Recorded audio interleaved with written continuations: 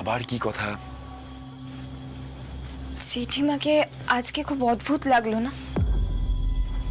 হ্যাঁ, অদ্ভুত বলতে জেঠিমণি যে এত ইজিলি বিয়েটা মেনে নেবে ভাবিনি। তাও আবার হঠাৎ করে। কাল অবধি তো বিরুদ্ধেই ছিল।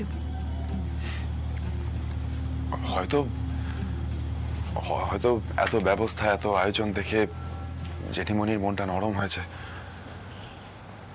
দেখো ফুলকি, আর যাই হয়ে যাক না কেন, জেঠিমণি বৌদিকে খুব ভালোবাসে, এই বিষয়ে কোনো ভাগ নেই।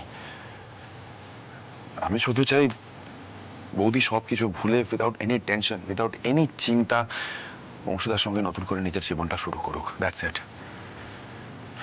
জেঠিমণির যে মনটা পাল্টেছে, এটা সত্যি সত্যি অনেক বড় পাওনা। জেঠুমনিও খুব খুশি হবে। সকাল থেকে বিয়ের নানান কাজে ব্যস্ত। আমিও তো সেটাই ভাবতে চেষ্টা করছি স্যার, কিন্তু কেমন যেন অস্বস্তি হচ্ছে। খুব অস্বাভাবিক লাগছে জেঠিমার কাণ্ড কারখানা। আরে এই তোমরা না সত্যি পারো বটে। আমি ফুলকির হাতে সবটা দিয়ে চলে যাচ্ছিলাম, তোমরা জোর করে টেনে আনলে। সেই অনুমতি তো নেই বর্মশাই। আরে বাবা, নিজের হাতে দাও এটা।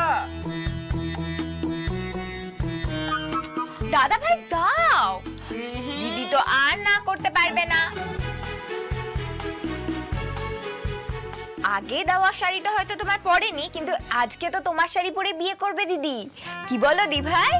একদম একদম, আমি কিন্তু সম্পূর্ণভাবে এই ব্যাপারটাকে সমর্থন করছি।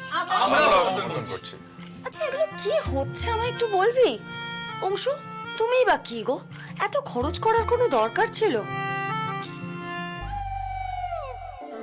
এমনিতেই বাবা এত কিছু দিয়েছেন, তারপরে আবার এইসব শাড়ি গয়না, কোনো মানে হয় এইসবের?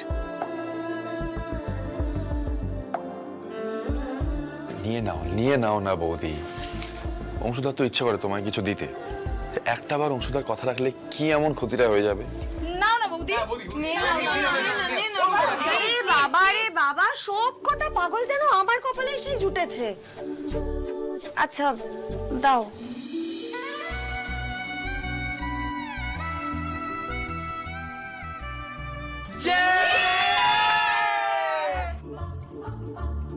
বলছিলাম যে রংটা পছন্দ হবে কিনা জানি না। আসলে এই প্রথম আমি নিজের পছন্দের কিছু কিনলাম তো। আর বলছিলাম যে ওই যদি কিছু ভুলচুক হয় তাহলে নিজ গুণে ক্ষমা করে দেবেন দেবী।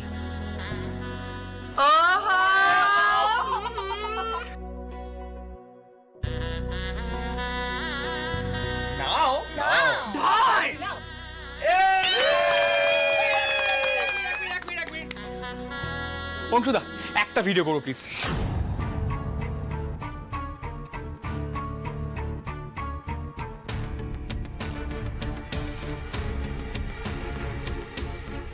এই শাড়ি গয়না সব আমার পাওয়ার কথা ছিল, আর কে পাচ্ছে?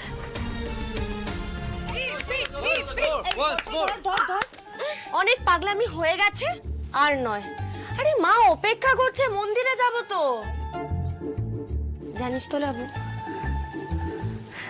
আজকে যে মা আমাকে আশীর্বাদ করেছেন, এটাই না আমার জন্য সব থেকে বড় পাওয়া, সব থেকে বড় উপহার আমার জন্য।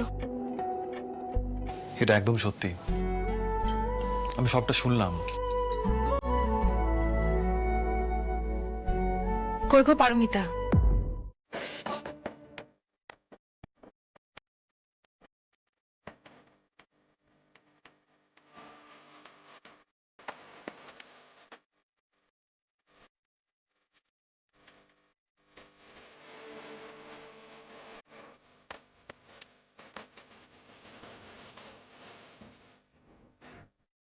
মা, আজকে এখানে ফুলকি থাকলে না খুব মজা পেতে, জানো তো। এদের সাথে নাচতে পারতো, তাই না বলো? নাচাচ্ছি, এবার সবাইকে নাচাবো। দাঁড়াও, কেউ আমার তথার দিকটা ভাবলো না, কেউ না।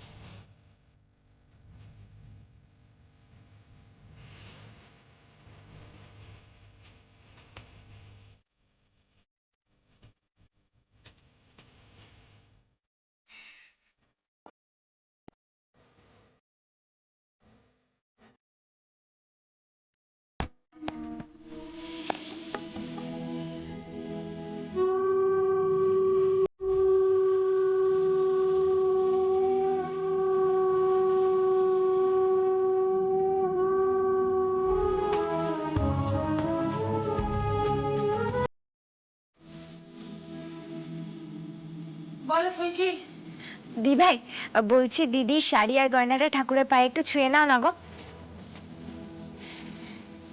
আমিও ভাবছিলাম বদল কি দাও।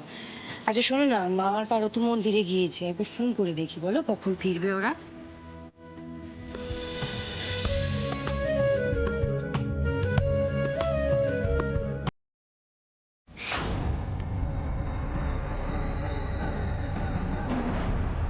দি ভাই প্রদীপটা দেখো।